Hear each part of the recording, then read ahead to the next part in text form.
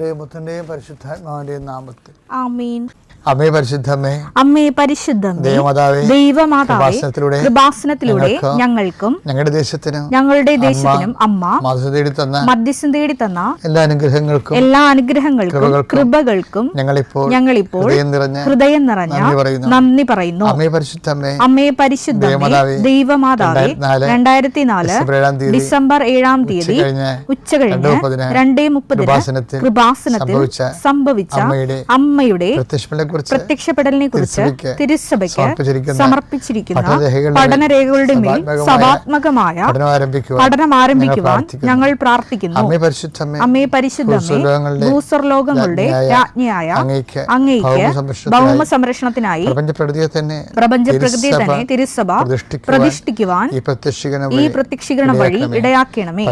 പരിശുദ്ധമ്മേ, ജപമാല മാതാവേ, സകല കൃപാസനം പ്രാർത്ഥനകളോടും ചേർത്ത് ഞങ്ങളിപ്പോൾ പ്രാർത്ഥിക്കുന്ന ഈ കുടുംബത്തിന്റെ പ്രത്യേക നിയോഗം. മക്കളെ,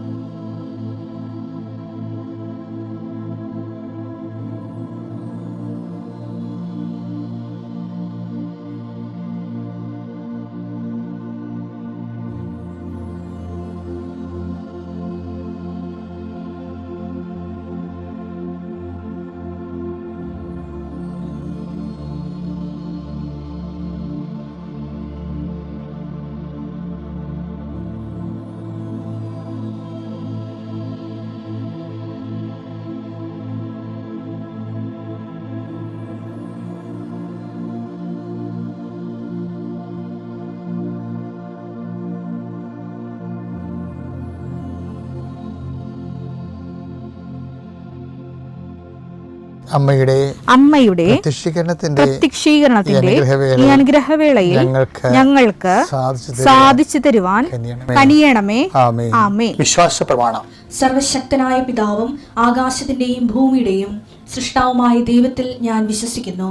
അവിടുത്തെ ഏകപുത്രനും ഞങ്ങളുടെ കർത്താവുമായ ഈശോ മിശിഹായിലും ഞാൻ വിശ്വസിക്കുന്നു. ഈ പുത്രൻ പരിശുദ്ധാത്മാവിനാൽ ഗർഭസ്ഥനായി കന്യകാമറിയത്തിൽ നിന്ന് പിറന്ന് പൊന്തിയോസ് പീലാത്തോസിന്റെ കാലത്ത് പീഡകൾ സഹിച്ച് കുരിശിൽ തറയ്ക്കപ്പെട്ട് മരിച്ച് അടക്കപ്പെട്ട് പാതാളങ്ങളിൽ ഇറങ്ങി മരിച്ചവരുടെ ഇടയിൽ നിന്ന് 3-ാം നാൾ ഉയർത്ത് സ്വർഗത്തിലേക്ക് എഴുന്നള്ളി സർവശക്തിയുള്ള പിതാവായ ദൈവത്തിന്റെ വലതുഭാഗത്തിരിക്കുന്നു. അവിടെ നിന്ന് ജീവിക്കുന്നവരെയും മരിച്ചവരെയും വിധിക്കുവാൻ വരുമെന്നും ഞാൻ വിശ്വസിക്കുന്നു. പരിശുദ്ധാത്മാവിലും ഞാൻ വിശ്വസിക്കുന്നു. വിശുദ്ധ കത്തോലിക്കാ സഭയിലും പുണ്യവാന്മാരുടെ ഐക്യത്തിലും പാപങ്ങളുടെ മോചനത്തിലും ശരീരത്തിന്റെ ഉയർപ്പിലും നിത്യമായ ജീവിതത്തിലും ഞാൻ വിശ്വസിക്കുന്നു. ആമേൻ. സ്വർഗ്ഗസ്ഥനായ ഞങ്ങളുടെ പിതാവേ, അങ്ങയുടെ നാമം പൂജിതമാകണമേ. അങ്ങയുടെ രാജ്യം വരണമേ. അങ്ങയുടെ തിരുമനസ് സ്വർഗത്തിലെ പോലെ ഭൂമിയിലും ആകണമേ. അന്നു വേണ്ടുന്ന ആഹാരം ഇന്ന് ഞങ്ങൾക്ക് തരണമേ. ഞങ്ങളോട് തെറ്റ് ചെയ്യുന്നവരോട് ഞങ്ങൾ ക്ഷമിക്കുന്നത് പോലെ ഞങ്ങളുടെ തെറ്റുകൾ ഞങ്ങളോടും ക്ഷമിക്കണമേ. ഞങ്ങളെ പ്രലോഭനത്തിൽ ഉൾപ്പെടുത്തരുതേ, തിന്മയിൽ ഞങ്ങൾ രക്ഷിക്കണമേ. ആമേൻ. നന്മ നിറഞ്ഞ മറിയമേ, സ്വസ്തി. കർത്താവ് അങ്ങയുടെ കൂടെ സ്ത്രീകളിൽ അങ്ങ് അനുഗ്രഹിക്കപ്പെട്ടവളാകുന്നു. അങ്ങയുടെ ഉദരത്തിൻ ഫലമായി ഈശോ അനുഗ്രഹിക്കപ്പെട്ടവനാകുന്നു. പരിശുദ്ധ മറിയമേ, തമ്പുരാന്റെ അമ്മേ, പാപികളായ ഞങ്ങൾക്ക് വേണ്ടി ഇപ്പോഴും ഞങ്ങളുടെ മരണസമയത്തും തമ്പുരാനോട് അപേക്ഷിക്കണമേ. ആമേൻ. എൻ്റെ കർത്താവേ, നിന്റെ ഉന്നതമായ നാമത്തെ സ്വസ്ഥം ചെയ്യുന്നു. എൻ്റെ കർത്താവേ, നിന്റെ വിശുദ്ധ പൗരോഹിത്യത്തെ മഹത്വപ്പെടുത്തണമേ. കർത്താവ്, തൊഴിലില്ലാത്തവർക്ക് വേണ്ടിയും തൊഴിൽ നഷ്ടപ്പെടാൻ പോകുന്നവർക്ക് വേണ്ടിയും വിസ പ്രോസസ്സിംഗ് ഇരിക്കുന്നവർക്ക് വേണ്ടിയും വിസ പുതുക്കി കിട്ടാത്തവർക്ക് വേണ്ടിയും പ്രാർത്ഥിക്കുന്ന കർത്താവ്, സ്ഥലം വിറ്റുമാറാനുള്ളവർക്ക് വേണ്ടിയും അതുപോലെ തന്നെ സ്ഥലങ്ങൾ പ്രമാണം ചെയ്യാൻ ഭാഗോടമ്പടി പ്രമാണം ചെയ്യാനും വിൽപ്പത്രങ്ങൾ പ്രമാണം ചെയ്യുന്നതിന് വേണ്ടിയും കർത്താവെ, അത് നടപ്പിൽ വരുന്നതിന് വേണ്ടി പോകുന്ന തടസ്സങ്ങളൊക്കെ പരിഹരിക്കപ്പെടുന്നതിന് പ്രമാണ സംബന്ധമായ എല്ലാ തടസ്സങ്ങളും പരിഹരിക്കുന്നതിന് വേണ്ടിയുള്ള നിൻ്റെ യാത്രകൾ, ഗവൺമെൻറ് ഓഫീസുകളിലേക്കുള്ള യാത്രകൾ, ആ വില്ലേജ് ഓഫീസിലേക്കുള്ള യാത്രകൾ, അക്ഷയയിലേക്കുള്ള യാത്രകൾ, ഇങ്ങനെ നിനക്ക് ആവശ്യമായ സർട്ടിഫിക്കറ്റുകൾ നേടിയെടുക്കാൻ വേണ്ടിയുള്ള നിൻ്റെ തത്രപ്പാടുകൾ എല്ലാം നീ അനുഗ്രഹിക്കട്ടെ. ഏതെങ്കിലും നിയമപരമായിട്ട് നിനക്ക് നിൻ്റെ ജീവിതം വീട് വെക്കാൻ പറ്റാതിരിക്കുക, പെരുമയാൻ പറ്റാതിരിക്കുക, അങ്ങനെ എന്തെല്ലാം തടസ്സങ്ങളുണ്ടൊക്കെ ഉണ്ടെങ്കിൽ ഇടയ്ക്ക് നമ്പർ കിട്ടാതിരിക്കുക, അങ്ങനെ എന്താണ് നീ അനുഭവിക്കുന്ന പ്രയാസം? ചില സാധനങ്ങൾ കയ്യിൽ നിന്ന് പോയിട്ട് കാണാനില്ല, ഇവിടെ വെച്ചെന്നറിയാൻ പാടില്ലാത്ത രീതിയിൽ വിഷമിച്ച് നടക്കുന്ന വ്യക്തിയാകാൻ നീ. ചിലപ്പോൾ കൈ കഴിഞ്ഞ് വിട്ടുപോയ പണം തിരികെ കിട്ടാൻ യാതൊരു മാർഗ്ഗമില്ലാത്തത്, അങ്ങനെയുള്ള സത്യങ്ങൾ വലിയൊരു മറ്റുള്ളവർ അറിഞ്ഞു കഴിഞ്ഞാൽ നിനക്ക് ഭീഷണിയായി തീരുമ്പോൾ നീ വിറങ്ങലിച്ചിരിക്കുന്ന വ്യക്തിയാകാം. കർത്താവ് നിന്നെ ഈ നിമിഷം അനുഗ്രഹിക്കുന്നു. കർത്താവ് നിന്നെ സന്ധിക്കും. ദൈവത്തിനെതിരാവ് നിനക്ക് ഇഷ്ടമായി പ്രവർത്തിക്കാൻ ആ സമയത്ത് നിങ്ങൾ എന്താണ് പറയേണ്ടതെന്ന് ആ സമയത്ത് അറിവ് നൽകുന്ന ചെയ്ത കർത്താവിൻ്റെ അഭിഷേക ശക്തി ആ തക്ക സമയത്ത് നിന്നെ സഹായിക്കട്ടെ. നിത്യപിതാപുത്രൻ പരിശുദ്ധാത്മാവായ സർവേശ്വരായി നീക്കുവാമേ. നമുക്കെന്താ സാരമില്ല, മനുഷ്യല്ല, പോട്ടെ. അവിടെ പെട്ടെന്നുള്ള ഒരു അവസ്ഥയിൽ അങ്ങനെ സംഭവിച്ചതായിരിക്കും. നമ്മൾ വളരെ കോംപ്രമൈസ് ചെയ്തിട്ട് ആളെ ഉൾക്കൊള്ളാൻ നോക്കും. ദൈവം അങ്ങനെ ഉൾക്കൊള്ളുന്ന ഒരു രീതിയല്ല ബൈബിളിലുള്ളത്. നമ്മൾ ഉൾക്കൊള്ളിപ്പിക്കാൻ വേണ്ടി നമ്മൾ വെയിൽ വിസ്തൃതമാക്കിയിട്ട് കെട്ടിയിട്ടും കാര്യമില്ല. നമ്മളിങ്ങനെ ആൾക്കാരെ സുഖിപ്പിക്കാവുന്നേ ഉള്ളൂ. ഇപ്പോൾ ഈ കാലഘട്ടത്തിൽ ഏറ്റവും വലിയ പ്രശ്നം അതാണല്ലോ. ആൾക്കാരെ സുഖിപ്പിച്ചുകൊണ്ട് കൂടെ നിർത്താൻ അങ്ങനെയൊന്നും ബൈബിളിന് പറ്റത്തില്ല. അന്നാളുകളിൽ കർത്താവ് പറഞ്ഞിട്ടില്ല, അന്നാളുകളിൽ കേൾവിക്ക് ഇമ്പമുള്ളവരെ അവർ വിളിക്കുമെന്ന് പറഞ്ഞിട്ടില്ലേ. അതിൽ കേൾവിക്ക് ഇമ്പമുള്ളവരെ, ആൾക്കാർക്ക് പ്ലീസിങ് ആയിട്ട് ആൾക്കാരോട് സംസാരിക്കുന്നവർ, സ്വപ്പിട്ട് സംസാരിക്കുന്നവരുണ്ട്. 2 തിമോത്തി 4:3 ജനങ്ങൾ 2 തിമോത്തി 4:3 പ്രധാനപ്പെട്ട വചനം ഇതാണ്. ജനങ്ങൾ ഉത്തമമായ പ്രബോധനത്തിൽ സഹിഷ്ണുത കാണിക്കാത്ത കാലം വരുന്നു. സഹിഷ്ണുത അപ്പം ഇങ്ങനെ പല്ലിറുമവരെ ഉത്തമ പ്രബോധം വരുമ്പോൾ അവരെ തലതിരിക്കും, അത് കീഴ്പ്പെട്ട് നോക്കിയിരിക്കും, അല്ലെങ്കിൽ അവോയ്ഡ് ചെയ്യും. സഹിഷ്ണുത കാണിക്കാത്ത കാലം വരുന്നു. കേൾവിക്ക് ഇമ്പമുള്ളവയെ ആവേശം കൊള്ളുകയാൽ അവർ തങ്ങളുടെ അഭിരുചിക്ക് ചേർന്ന പ്രബോധകരെ വിളിച്ചു കൂട്ടും. അത് ഭയങ്കര സങ്കടകരമായ അവസ്ഥയാണ്. കേൾവിക്ക് അതായത് ഇപ്പം കഴിഞ്ഞ ദുഃഖ വെള്ളിയാഴ്ചയൊക്കെ ചില പള്ളികളിലൊക്കെ ലാസ്റ്റ് ടെംപ്റ്റേഷനൊക്കെ അതൊക്കെ ആ ജനങ്ങളുടെ ധ്യാന വിഷയമാക്കി. നോൺസെൻസ് എന്ന് പറഞ്ഞു കഴിഞ്ഞാൽ ഒരു കണ്ടംപററി നോൺസെൻസ് എന്ന് പറയാം. എന്ത് സംബന്ധിച്ചാൽ ഇങ്ങനെ എന്താണ് സഭ, എന്താണ് നോൻപ് കാലം, എന്താണ് ജനങ്ങളിൽ നിന്ന് ഉദ്ദേശിക്കുന്നത്, അത് ആ ഒരു പിടിവിട്ടുപോയി. അപ്പോൾ അത് നോൻപ് കാലത്തിൻ്റെ പേരിൽ ആത്മവിശുദ്ധീകരണവും അനുതാപവും മാനസാന്തരവും ഒക്കെ ഉണ്ടാകാൻ വേണ്ടിയാണ്. കർത്താവിൻ്റെ പീഡാനുഭവവും പാപത്തിന് പരിഹാരം എന്ന രീതിയിലാണ് അത്. ഇപ്പോൾ പള്ളിപ്പോലും ഞായറാഴ്ച കുർബാന പോലും കൃത്യമായിട്ട് പങ്കെടുക്കാത്ത, പ്രാക്ടീസിങ് അല്ലാത്ത ആൾക്കാർ വന്നിട്ട് നോൻപ് കാലത്ത് സംസാരിക്കണമെന്നൊക്കെ പറയണപ്പോൾ എന്തോ ഒരു ഭീഷണമായ സാഹചര്യത്തിലേക്ക് നമ്മൾ എത്തിച്ചേർന്നു എന്നൊക്കെ മനസ്സിലാക്കാവുന്നേ ഉള്ളൂ. ഇതൊക്കെ പറയാനോ ചോദിക്കാനോ അതും അവർ കാലത്തിൻ്റെ അതാണ് എഴുതിയിരിക്കണത്. വായിച്ചേ. ജനങ്ങൾ ഉത്തമമായ പ്രബോധനത്തിൽ സഹിഷ്ണുത കാണിക്കാത്ത കാലം വരുന്നു. കേൾവിക്ക് ഇമ്പമുള്ളവയിൽ ആവേശം കൊള്ളുകയാൽ അവർ തങ്ങളുടെ അഭിരുചിക്ക് ചേർന്ന അല്ല, ദൈവത്തിന്റെ അഭിരുചിക്കല്ല, തങ്ങളുടെ അഭിരുചിക്ക് ചേർന്ന പ്രബോധകരെ വിളിച്ചു കൂട്ടും. അപ്പൊ മനുഷ്യന്റെ അഭിരുചിക്ക് ചേർന്ന പ്രബോധകരെ വിളിച്ചു കൂട്ടിയിട്ട് മനുഷ്യനെ ദൈവമാക്കാനുള്ള തത്രപ്പാടുകൾ കാണിച്ചു കൂട്ടുന്നത്. ഈ തീ കൊണ്ട് ഈ ചേന വേഗത്തില്ല. അപ്പോൾ സാത്താൻ എങ്ങനെ വളരെ തന്ത്രപരമായിട്ട് സാംസ്കാരികമായ അനുരൂപണം നടത്തണമെന്നറിയാമോ? സാത്താൻ അതായത് വൃക്ഷത്തിൽ നിന്ന് ഫലത്തിൽ നിന്ന് വൃക്ഷത്തെ അറിയാമെന്ന് പറയുന്ന ഈശോ ആ തിരിച്ചറിയലിൻ്റെ മാനദണ്ഡങ്ങൾ വെച്ചിട്ടുണ്ട്. തിരിച്ചറിയലിൻ്റെ മാനദണ്ഡം എന്ന് പറയുന്നത് ദൈവസ്നേഹമാണ് ഒന്നാമത്തിൽ. രണ്ടാമത് സഭയോടുള്ള ഐക്യം. സഭയുടെ ഐക്യം എന്ന് പറയുമ്പോൾ കൗതാശികമായ ഐക്യമാണ്. വചനസാക്ഷ്യമായ ഐക്യം, സഭയുടെ പ്രേക്ഷിത പ്രവർത്തനങ്ങളോടുള്ള ഐക്യം, അങ്ങനെ ഒത്തിരിയേറെ ഐക്യങ്ങളുണ്ട്. സഭാ സമൂഹത്തോടുള്ള വേറിട്ട് നിൽക്കാതെ ഉള്ള കൂട്ടായ്മ, നമ്മൾ തന്നെ നമ്മുടെ ശിക്ഷ സ്വയം വലിച്ച് തലയെ വെക്കുന്ന പോലുള്ള, അപ്പം അതൊന്നും ദൈവം വെറുതെ വിടത്തില്ല. ശരിക്കും അമ്മയ്ക്കും തിരുക്കുമാരനും അൾത്താരയിൽ വന്ന് അമ്മയുടെ മാധ്യസ്ഥത്തിൽ മകൻ ഈശോയുടെ മഹത്വത്തിനു വേണ്ടി ഞാൻ എൻ്റെ സാക്ഷ്യം സമർപ്പിക്കുന്നു. ഒരു വല നിറയെ അമ്മ മാധ്യസ്ഥം നേടിത്തന്ന അനുഗ്രഹങ്ങളും കൊണ്ടാണ് ഈ അൾത്താരയിൽ കയറി നിൽക്കുന്നത്. എൻ്റെ പേര് എൽസി ഫ്രാൻസിസ്. തൃശ്ശൂർ രൂപതയിലെ ചാഴൂർ ഇടവകാമാണ്. 2025 ജനുവരി 17 ഈ പുണ്യഭൂമിയിൽ വന്ന് ഉടമ്പടി എടുത്തത്. ഉടമ്പടി എടുക്കാനായിട്ടുള്ള കാരണം എന്താണെന്ന് വെച്ചാൽ, ഞാൻ ഒരു ടീച്ചറായിരുന്നു, റിട്ടയർഡാണ്. സ്കൂളിൽ പഠിപ്പിക്കുമ്പോൾ തന്നെ കൃപാസനത്തിനെ പറ്റിയിട്ട് ടീച്ചർമാർ പറഞ്ഞിട്ടുണ്ടായിരുന്നു. എന്താണോ ഈ കൃപാസന പത്രത്തിനെ പറ്റിയിട്ട് ട്രോള് ഇറങ്ങിയിട്ടുള്ളത്, അത് എനിക്ക് പോസിറ്റീവായിട്ടാണ് ടീച്ചേഴ്സ് പറഞ്ഞു തന്നിട്ടുണ്ടായിരുന്നത്. അന്ന് തൊട്ട് ആഗ്രഹിച്ചിട്ടുള്ളതാണ് ഈ പുണ്യഭൂമിയിലൊന്ന് വരണം എന്ന് മാത്രമേ ഞാൻ ആഗ്രഹിച്ചിരുന്നുള്ളൂ. 2017 ഞാൻ വന്നത്. എൻ്റെ മകൻ്റെ വിവാഹം 32 വയസ്സായിട്ടും 3 വർഷമായിട്ട് ഞങ്ങൾ ആലോചിച്ചു കൊണ്ടിരുന്ന വിവാഹം നടക്കുന്നുണ്ടായിരുന്നില്ല. മാനുഷിക പരിഗണന വെച്ച് നോക്കുമ്പോൾ ഞങ്ങൾക്ക് ചിന്തിക്കുമ്പോൾ ഞങ്ങൾക്ക് എല്ലാ യോഗ്യതകളും ഉണ്ട്, പക്ഷേ ദൈവത്തിൻ്റെ മുമ്പിൽ ഞങ്ങൾക്ക് യോഗ്യതകൾ ഉണ്ടായിരുന്നില്ല. അതുകൊണ്ടാണ് ഞാൻ മാതാവിൻ്റെ അടുത്ത് വന്നാൽ ഉടമ്പടി കൊടുത്തു കഴിഞ്ഞാൽ വിവാഹം നടക്കും എന്ന പൂർണ്ണ ഒരു വിശ്വാസത്തിന്മേലാണ് ഞാൻ ഇവിടെ വന്ന് ഉടമ്പടി എടുത്തത്.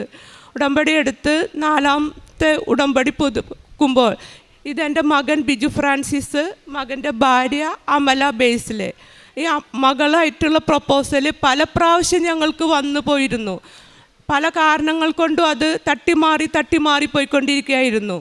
4ാമത്തെ ഉടമ്പടി പുതുക്കുന്ന സമയത്ത് എനിക്കൊരു കാര്യം മാതാവിനോട് ഞാൻ പറഞ്ഞിട്ടുണ്ടായിരുന്നു. മാതാവായിട്ട് എനിക്കൊരു പെൺകുട്ടീനെ കണ്ടുപിടിച്ച് തന്നാൽ മതി. മാതാവായിരിക്കണം ബ്രോക്കർ, വേറൊരാൾ എനിക്ക് പറയണം ഇത് അമ്മ നേടി തന്നിട്ടുള്ളതാണ് ഈ അനുഗ്രഹം എന്ന് പറയണം. അതിനു വേണ്ടിയിട്ട് 4ാമത്തെ ഉടമ്പടി പുതുക്കി അന്ന് വൈകുന്നേരം മകളുടെ വീട്ടിൽ നിന്ന് വിളിക്കുകയാണ്, ഞങ്ങൾക്ക് ഈ പ്രപ്പോസലുമായിട്ട് മുന്നോട്ട് പോകാനായിട്ട് താല്പര്യമുണ്ടെന്ന് പറഞ്ഞിട്ട്.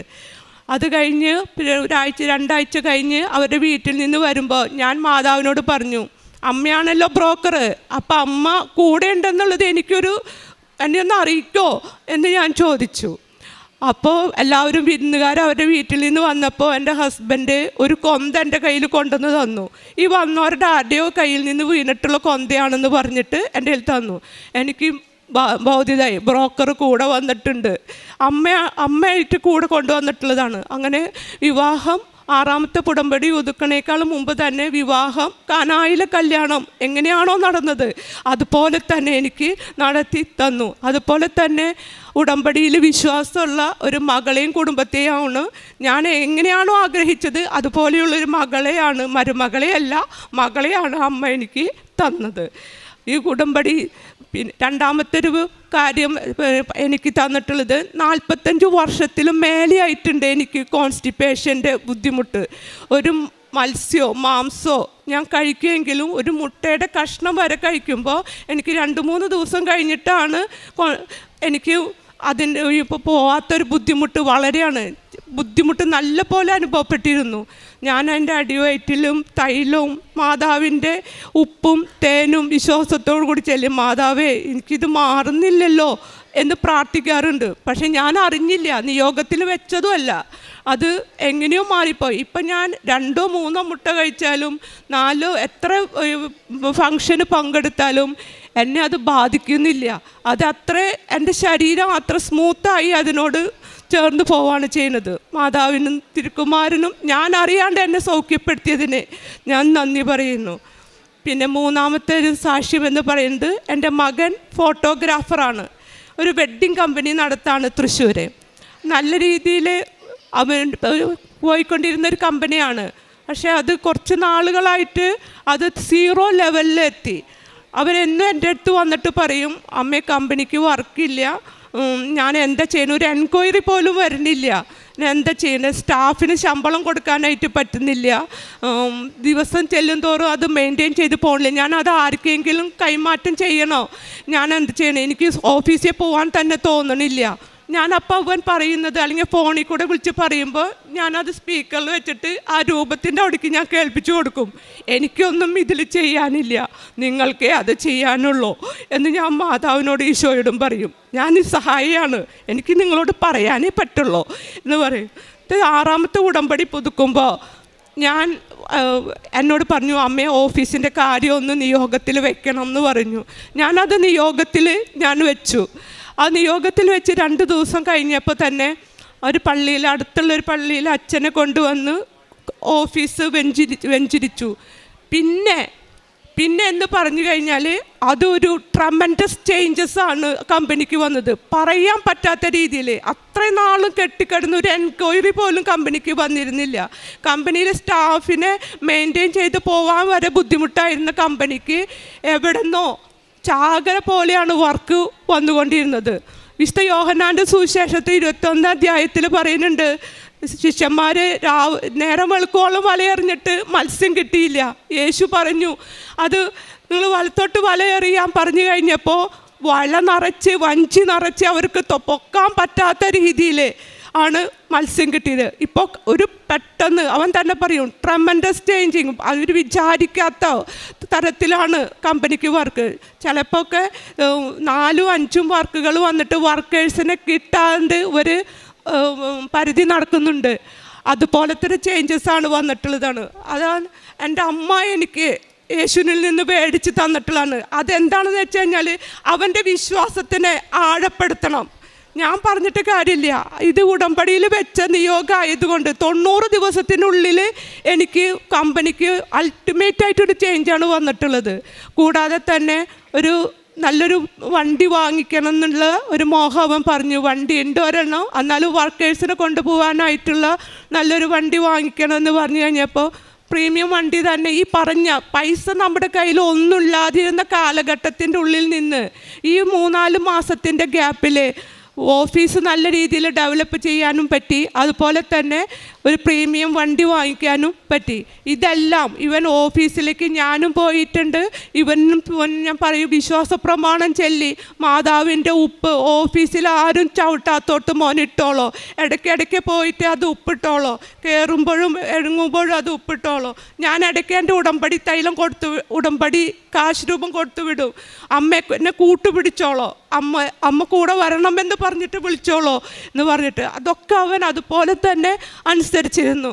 അപ്പോൾ അതുപോലെ തന്നെ വാഹനം വാങ്ങിക്കാൻ പോകുമ്പോൾ ഞാൻ ഉപ്പും കാശ് രൂപം കൊടുത്തു വിടും. എന്നോട് ചോദിക്കും, അമ്മ ഉപ്പ് കാശ് രൂപം തായോ എന്ന് പറയും. കാശ് രൂപം കൊടുക്കും. വിശ്വാസപ്രമാണം ചൊല്ലി ആ വണ്ടിക്കും വണ്ടിയുടെ സീറ്റിലും ഒക്കെ ഇട്ടിട്ടാണ് അതും ഒരു വിത്തിൻ ഡേയ്സ് ആ ഒരു വണ്ടി സ്വന്തമാക്കാനായിട്ട് സാധിച്ചു. കൂടാതെ പിന്നെ അതുപോലെ തന്നെ ലൈസൻസിൻ്റെ കാര്യത്തിന് മകൾക്ക് പേടിയാണ്. ലൈസൻസ് എടുക്കാൻ വണ്ടി ഡ്രൈവിംഗ് ഒക്കെ ഭയങ്കര പേടിയാണ്. ഞാൻ പറഞ്ഞു പേടിക്കണ്ട, ഞാൻ കാശ് രൂപം കൊടുത്തു വിട്ടിട്ടുണ്ട്. മാതാവിൻ്റെ തൈലം അവളുടെ നെറ്റിയിൽ പൂശി കൊടുക്കും. ഉപ്പ് വിശ്വാസപ്രമാണത്തിൽ ചൊല്ലി തൈലം ഉപ്പും അവൾ വാഹനത്തിലിട്ടിട്ട് അതുകൊണ്ട് ഡ്രൈവിംഗ് ലൈസൻസ് അവൾ വിചാരിച്ചില്ല അവൾക്ക് കിട്ടുന്നു. പക്ഷേ അമ്മ ലൈസൻസ് അവൾക്ക് നേടിക്കൊടുത്തു. പിന്നെ അതുപോലെ ഞാൻ മകൻ്റെ കല്യാണത്തിൻ്റെ സമയം എത്തിക്കഴിഞ്ഞപ്പോൾ ഞാൻ മാതാവിനോട് 3 കാര്യം പറഞ്ഞിട്ടുണ്ടായിരുന്നു. ആദ്യമായിട്ട് കല്യാണം ഞാൻ വിളിക്കുക, ഈ സന്നിധിയിൽ വന്നിട്ട് അമ്മേനെ കല്യാണം വിളിച്ചിട്ടേ ഞാൻ കല്യാണം വിളിക്കുള്ളൂ എന്ന് പറഞ്ഞിട്ടുണ്ടായിരുന്നു. അതെനിക്ക് സാധിച്ചു തന്നു. രണ്ടാമത് മന്ത്രകോടി എടുക്കണേക്കാളും മുമ്പ് അമ്മയ്ക്കൊരു സാരി എടുത്തു കഴിഞ്ഞിട്ടേ ഞാൻ മന്ത്രകോടി എടുക്കുള്ളൂ എന്ന് പറഞ്ഞിട്ടുണ്ടായിരുന്നു. ഞാൻ അത് മന്ത്രകോടി അമ്മയ്ക്കൊരു സാരി എടുത്തു കഴിഞ്ഞതിന് ശേഷം മന്ത്രകോടി ഒരു 30 മിനിറ്റിനുള്ളിൽ ഈ കല്യാണത്തിൻ്റെ മന്ത്രകോടി എനിക്ക് അമ്മ വേഗം എടുത്തു തന്നു. അതുപോലെ തന്നെ എനിക്ക് ഭയങ്കര ഒരു ആഗ്രഹം ഞാൻ പ്രാർത്ഥിച്ചിട്ടുണ്ടായിരുന്നു. അവിടെ എൽത്തുരുത്തിൽ അമ്മ എന്ന ഒരു മാനസിക വൈകല്യങ്ങൾ നേരിടുന്ന മക്കളുടെ ഒരു അഭയകേന്ദ്രമുണ്ട്. അവിടെ മക്കൾക്ക് ഫുഡ് കൊടുത്തതിന് ശേഷമേ ഞാൻ എൻ്റെ മകൻ്റെ കല്യാണത്തിൻ്റെ ഭക്ഷണം കഴിക്കുള്ളൂ എന്ന് ഞാൻ മാതാവിൻ്റെ അടുത്ത് പറഞ്ഞിട്ടുണ്ടായിരുന്നു. പക്ഷെ മകനോട് പറഞ്ഞപ്പോൾ മകൻ പറഞ്ഞു, അമ്മ ഇത്തിരി ബുദ്ധിമുട്ടുണ്ട്, അപ്പോൾ എന്താ ചെയ്യാൻ, നമുക്ക് നെടുപ്പുഴയുള്ള അമ്മമാർ 10-20 പേരുള്ള ഒരു അമ്മമാരടങ്ങിയിട്ടുള്ള ഒരു അഭയകേന്ദ്രത്തിൽ പോയിട്ട് നമുക്ക് കൊടുക്കാമെന്ന് പറഞ്ഞു. അവിടെ പോയി ഞങ്ങൾ ഭക്ഷണം കൊടുത്ത് പോന്നു. എന്നാലും ഞാൻ അമ്മയുടെ അടുത്ത് പറഞ്ഞു, ഞാൻ അമ്മോട് പറഞ്ഞത് ഞാൻ മാനസിക വൈകല്യം നേരിടുന്ന മക്കൾക്ക് കൊടുക്കാമെന്നാണ്, അവരുണ്ടട്ടെ ഞാൻ ഉണ്ണുള്ളൂ എന്നല്ലേ ഞാൻ പറഞ്ഞത്. എനിക്കത് പറ്റിയില്ലല്ലോ അമ്മയെന്ന് പറഞ്ഞു. കല്യാണത്തിൻ്റെ തലേ ദിവസം ചന്തം ചാർത്തണേന് ഞങ്ങൾ 100 പേരെയാണ് ക്ഷണിച്ചിട്ടുണ്ടായിരുന്നത്. ഒക്ടോബർ 19-ാം തീയതി, ഒക്ടോബർ 20-ാം തീയതി കല്യാണം, 19-ാം തീയതി 18-ാം തീയതി രാത്രിയായപ്പോൾ എന്നെ വിളിക്കുകയാണ്, അമ്മ പാവപ്പെട്ടവർ വല്ലവരും ഉണ്ടോ ഭക്ഷണം കൊടുക്കാനായിട്ട്, നാളേക്ക് വരേണ്ട ഫുഡ് ഇന്ന് വന്നോർക്കണു. ഞാനത് തെറ്റി സൈൻ ചെയ്ത് പോയതാണ്, എൻ്റെ കയ്യിൽ നിന്ന് വന്ന മിസ്റ്റേക്കാണ്. അപ്പം അതുകൊണ്ട് എന്താ പറ്റിയേ, ഞാൻ ആർക്കാണോ കൊടുക്കണമെന്ന് ഞാൻ മനസ്സിൽ അമ്മോട് പറഞ്ഞിട്ടുണ്ടായിരുന്നേ, അവർക്ക് കൊടുത്തിട്ടേ ഞാൻ ഭക്ഷണം കഴിക്കുള്ളൂ എന്ന് പറഞ്ഞിട്ടുണ്ടായിരുന്നേ. ആ മക്കൾക്ക് 19 പേരടങ്ങുന്ന ആ മക്കൾക്ക് കൊടുക്കാനും വേറെ സ്ഥലത്ത് 19 പേരിലധികമുള്ള മക്കൾക്ക് കൊടുക്കാനും സാധിച്ച അമ്മ എൻ്റെ ആഗ്രഹം നിർത്തി തന്നു. അതുപോലെ വീട്ടിലായാലും എപ്പോഴായാലും പള്ളിയിൽ പോയി കഴിഞ്ഞിട്ടുണ്ടെങ്കിൽ എനിക്ക് പ്രാർത്ഥിക്കാനൊന്നിട്ടൊന്നും പ്രത്യേകം പ്രാർത്ഥിക്കാനൊന്നുമില്ല. കാരണം ഈ അമ്മയും മോനും എപ്പോഴും നമ്മുടെ അരിയത്തുണ്ട്, കൂടെയുണ്ട്. അവരോട് എപ്പോഴും സംസാരിക്കണ കാരണം പള്ളിയിൽ ചെന്ന് കഴിഞ്ഞിട്ട് പ്രത്യേകിച്ചൊരു പ്രാർത്ഥനയോ പരിഭവമോ ഒന്നുമില്ല. ജീവിതത്തിൽ ഞാൻ ഇന്ന് വരെ ദൈവത്തോട് പരാതി പറഞ്ഞിട്ടില്ല, പരിഭവം പറഞ്ഞിട്ടില്ല. സങ്കടങ്ങൾ പറയാറുണ്ട്, പക്ഷേ പരിഭവമോ എൻ്റെ തരാത്തത് എന്നോട് ഇങ്ങനെ ചെയ്തേന്നാ ഇന്ന് വരെ ഞാനൊന്നും ചോദിച്ചിട്ടില്ല. മകൾക്കായാലും മകളുടെ കുട്ടിക്കായാലും ആർക്കായാലും ഞാൻ ഉടമ്പടി മാതാവിൻ്റെ ഉടമ്പടി തൈലും അതുപോലെ തന്നെ വിശുദ്ധ ഉപ്പും തേനും എല്ലാം വ്യഞ്ജിച്ച വസ്തുക്കളാണ് ഞാൻ ഉപയോഗിച്ചിട്ട് വിശ്വാസപ്രമാണം ചൊല്ലിയ വിശ്വാസത്തിലോട് കൂടിയിട്ട്. ഈ കൊന്തയാണ് എൻ്റെ വിശ്വാസത്തിൽ. ഈ കൊന്തേമ്മയാണ് എൻ്റെ മക്കളെ ഞാൻ കൊണ്ടു നടക്കുന്നത്. അവരെന്നും വീട്ടിൽ നിന്ന് ഇറങ്ങി പോകുമ്പോൾ ഞാൻ എന്നും വിശ്വാസപ്രമാണം ചൊല്ലി തൈലം നെറ്റീമ അവരെ 2 പേരുടെയും തൈലം നെറ്റീമ കുരിശ് വരച്ച് അവരെ അനുഗ്രഹിച്ചിട്ടാണ് എന്നും ഞാൻ അവരെ വീട്ടിൽ നിന്ന് ഇറക്കി വിടുക. അതുപോലെ വീട്ടിലുള്ള വാഹനങ്ങൾക്ക് ഒക്കെ ഞാൻ ദിവസത്തിൽ 2 പ്രാവശ്യം പ്രതീക്ഷീകരണ പ്രാർത്ഥന ചെല്ലുമ്പോഴും ഉടമ്പടി പ്രാർത്ഥന ചെല്ലുമ്പോഴും വീട്ടിലെ വാഹനങ്ങളെയും വീടിനെയും വിശുദ്ധ കുരിശുകൊണ്ട് വിശുദ്ധീകരിച്ചതിനായിട്ട് പ്രാർത്ഥിച്ചിട്ട് കുരിശ് വരച്ചിട്ടാണ് ഞാൻ പ്രാർത്ഥന ചെയ്യാറ്. പിന്നെ എൻ്റെ പ്രേക്ഷിത പ്രവർത്തനം എന്ന് പറഞ്ഞാൽ പത്രം എനിക്ക് ആദ്യം ഞാനൊരു മടി പോലെ ഉണ്ടായിരുന്നു. ഞാൻ അവർ തിരസ്കരിക്കുകയോ ഇല്ലയോ എന്നുള്ളത് എനിക്കറിയില്ല. പക്ഷേ ഞാൻ കൊടുത്തു കഴിഞ്ഞ് മെഡിക്കൽ കോളേജിലാണ് ആദ്യം തുടങ്ങിയത്. മെഡിക്കൽ കോളേജിൽ കൊടുക്കും, കുടുംബശ്രീയിൽ, ഓട്ടോറിക്ഷ ഡ്രൈവർമാരുടെ ഇടയിൽ, അതുപോലെ ഇടവക പള്ളിയിൽ, പുത്തമ്പള്ളിയിൽ, ലൂർദ് പള്ളിയിൽ, പാവർട്ടി പള്ളിയിൽ, അതുപോലെ മകൻ്റെ കല്യാണം വിളിക്കാനായിട്ട് പോകുമ്പോൾ വിവാഹക്കുറിക്ക് മുമ്പ് ഞാൻ ഈ അമ്മയുടെ കൃപാസന പത്രം കൊടുത്തിട്ടാണ് എനിക്ക് അമ്മ വഴി നേടിത്തന്നതാണ് ഇതെന്ന് പറഞ്ഞിട്ടാണ് ഞാൻ ഉടമ്പടി കൃപാസന പത്രം കൊടുത്തിട്ടതിന് ശേഷമാണ് ഞാൻ കല്യാണത്തിൻ്റെ വിവാഹകത്ത് അവർക്ക് കൊടുത്തിരുന്നത്.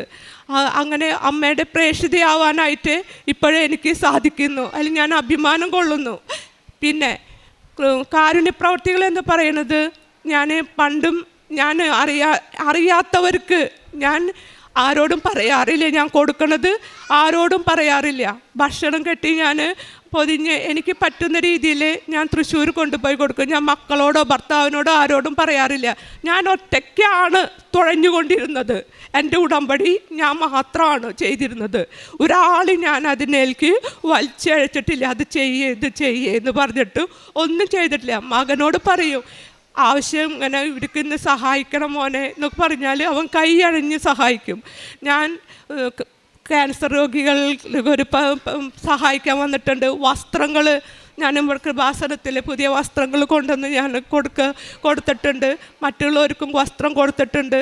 അതുപോലെ സോഷ്യൽ മീഡിയ വഴി ഞാൻ അറിയാത്തവർക്ക് ഒരു മാസത്തിൽ 3-4 പ്രാവശ്യം സോഷ്യൽ മീഡിയ വഴി എനിക്കിപ്പോൾ എനിക്കായിട്ട് സ്വന്തമായിട്ട് വരുമാനമില്ല, എൻ്റെ മകൻ തരുന്നതാണ്. അതുവഴി ഞാൻ കൊടുത്തുകൊണ്ടിരിക്കുന്നുണ്ട്. അതുപോലെ പൊതിച്ചോറ് കെട്ടിയിട്ട് കൊടുക്കാനും മറ്റുള്ളവർക്ക് കൊടുക്കാനും തന്നിട്ടുണ്ട്.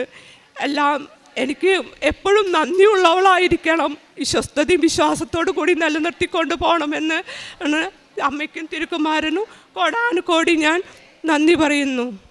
എൻ്റെ ഓഫീസിൻ്റെ സിറ്റുവേഷനൊക്കെ ഭയങ്കര മോശമായിരുന്നു. അപ്പോൾ എനിക്ക് ഡേറ്റ് ഓർമ്മയില്ല. ഞാൻ അമ്മോട് പറഞ്ഞു ഇങ്ങനെ മോശം സിറ്റുവേഷനിലാണ് പോകുന്നത്, അപ്പോൾ എനിക്ക് ഇതിലെന്തെങ്കിലും അമ്മ പ്രാർത്ഥനയിൽ എൻ്റെ ഓഫീസിൻ്റെ കാര്യങ്ങളെല്ലാം അമ്മ ഇൻക്ലൂഡ് ചെയ്യണം എന്ന് ഞാൻ പറഞ്ഞിട്ടുണ്ടായിരുന്നു.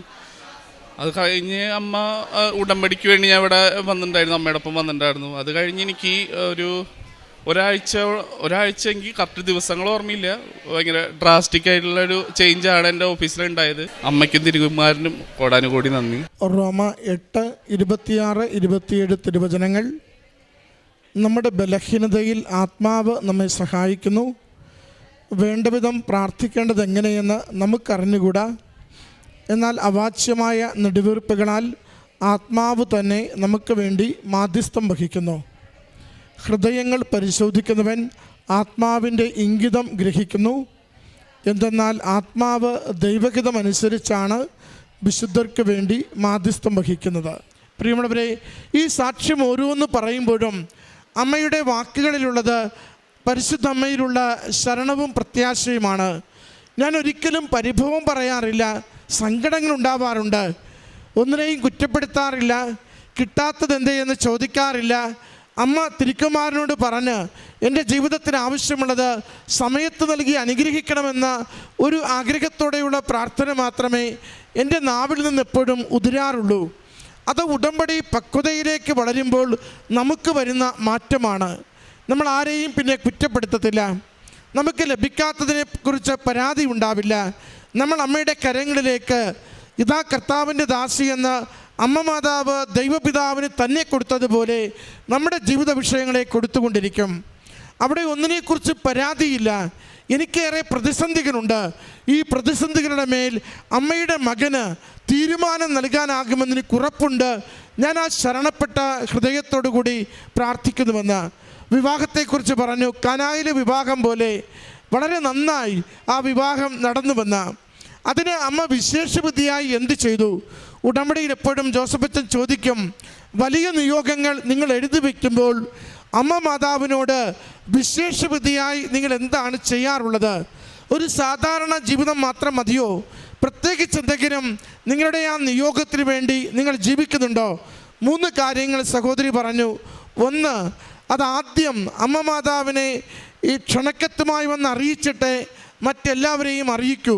അടുത്തുള്ള ദൂരമല്ല, തൃശ്ശൂർ നിന്ന് ഇവിടം വരെ വന്ന് ഈ ഒരു കാര്യത്തിന് വേണ്ടി മാത്രം അമ്മയുടെ അരികിൽ വന്ന് അമ്മയോട് പറഞ്ഞിട്ട് മറ്റുള്ളവരെ അറിയിക്കുക. രണ്ടാമത്തത്, അമ്മയ്ക്ക് വേണ്ടി, അമ്മയുടെ ദരിദ്രർക്ക് വേണ്ടി ഒരു സാരി എടുത്തിട്ട് എൻ്റെ വീട്ടിലേക്ക് വരുന്ന മകൾക്ക് വേണ്ടി മന്ത്രകോടി എടുക്കൂ. അമ്മ പറഞ്ഞു, ആദ്യം അമ്മ മാതാവിന് വേണ്ടി ഒരു സാരി എടുത്തിട്ടാണ് മന്ത്രകോടി 30 മിനിറ്റിനുള്ളിൽ എടുക്കുവാനായിട്ട് സാധിച്ചത്. 30 മിനിറ്റ് പ്രധാനപ്പെട്ടതാണ്. സാരി എടുക്കാൻ പോകുന്നവർക്കറിയാം, 3 മണിക്കൂർ കഴിഞ്ഞാലും സാരി സെലക്ട് ചെയ്യാറില്ല. നമ്മൾ അവിടെ ഇവിടെ നോക്കി നടക്കും. ആ അമ്മ മാതാവ് എത്ര സമയ ചുരുക്കത്തിൽ ആ ഒരു നിയോഗം പൂർത്തീകരിച്ചു കൊടുത്തുവെന്ന് അമ്മ സാക്ഷ്യപ്പെടുത്തിയതാണ്.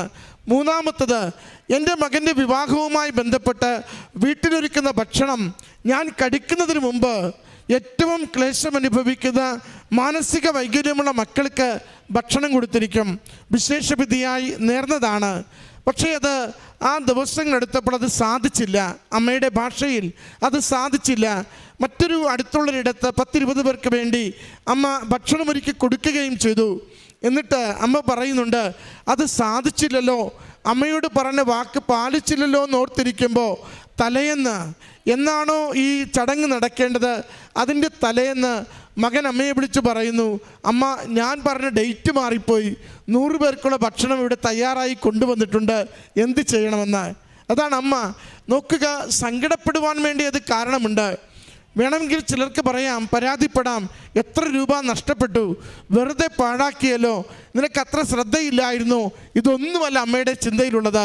അമ്മ പറഞ്ഞത്, ഞാൻ എന്ത് വാക്ക് കൊടുത്തു ആ വാക്ക് നിറവേറ്റാൻ അമ്മ മാതാവ് ഒരു വഴിയൊരുക്കി. അവിടെ ഉണ്ടായിരുന്ന 50 പേർക്കും മറ്റൊരിടത്തിലേക്കും ആ ഭക്ഷണം കൊടുക്കുവാൻ, സന്തോഷത്തോടെ കൊടുക്കുവാൻ എൻ്റെ കുടുംബത്തെ അമ്മ അനുവദിച്ചു വന്ന. പ്രിയമുള്ളവരെ, ഇതൊരു ആന്തരികമായ മാറ്റമാണ്.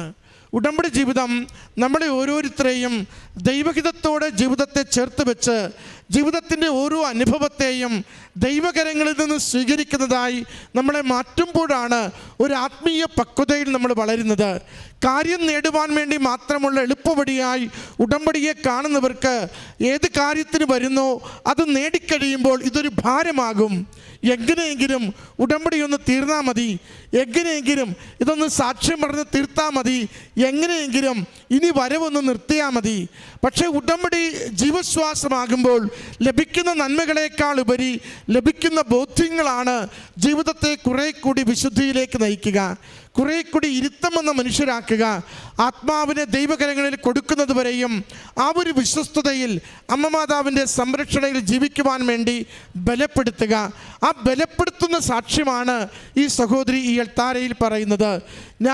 എനിക്ക് തരുന്നത്, മറ്റുള്ളവർക്ക് വേണ്ടി നന്മ ചെയ്യുന്നത് മകനാണ് തരുന്നത്. കാരണം ഞാൻ ആദ്യം ഒറ്റയ്ക്കാണ് ഇത് തുടരുന്നത്. ഇന്നെൻ്റെ കുടുംബത്തിലെല്ലാവർക്കും അറിയാം, കൃപാസന മാതാവ് കുടുംബത്തിൻ്റെ ഓരോ മേഖലകളെയും ഓരോ വ്യക്തിയുടെ ജീവിതത്തെയും സ്പർശിക്കുകയും സംരക്ഷിക്കുകയും സഹായിക്കുകയും വഴി നടത്തുകയും ചെയ്യുന്നുവെന്ന്. പ്രിയമുള്ളവരെ, ഉടമ്പടി എപ്പോഴും അങ്ങനെയാണ്. ഉടമ്പടി ജീവിതമാക്കുന്നവർക്ക് അത് ജീവശ്വാസമായി തീരും. ഉടമ്പടി കാര്യസാധ്യത്തിനായി മാത്രം കരുതുന്നവർക്ക് അല്പകാലം കഴിയുമ്പോൾ ഒന്നിനു പുറകെ മറ്റു പല പ്രശ്നങ്ങളിലേക്ക് കാര്യങ്ങൾ മാറിക്കൊണ്ടിരിക്കും. ഇതൊരു അഡ്ജസ്റ്റ്മെൻറ്റിൻ്റെ ആത്മീയതയല്ല, മറിച്ച് ദൈവത്തിന് പൂർണ്ണമായി സമർപ്പിക്കുന്നവരുടെ ജീവിത സമർപ്പണത്തിൻ്റെ ആത്മീയതയാണ്. അതുകൊണ്ട് നമ്മുടെ ഉടമ്പടി ജീവിതങ്ങളെ നോക്കുക, ഉടമ്പടി ജീവിക്കുന്നത് എങ്ങനെയെന്ന് പരിശോധിക്കുക. എവിടെയെങ്കിലുമൊക്കെ മേഖലകളിൽ അലസതയും കുറവുമുണ്ടെങ്കിൽ പൂർണ്ണ മനസ്സോടെ അമ്മ എങ്ങനെ ജീവിച്ചോ, അമ്മ എങ്ങനെ ആഗ്രഹിക്കുന്നുവോ അതുപോലെ ജീവിക്കുന്നതിന് നമ്മളെ വിട്ടുകൊടുക്കുക. നമ്മുടെ നിയോഗങ്ങൾ അമ്മ മാതാവ് ഒന്നുപോലും കുറയാതെ നിരന്തരം അനുഗ്രഹിച്ച് കൂടുതൽ നന്മകളിലേക്ക് നയിച്ചുകൊണ്ടിരിക്കും. ഈ കുടുംബത്തിന് ലഭിച്ച വലിയ ബോധ്യങ്ങൾക്കും എല്ലാ അനുഗ്രഹങ്ങൾക്കും അമ്മ മാതാവിനും തിരുക്കുമാരനും നന്ദി പറഞ്ഞു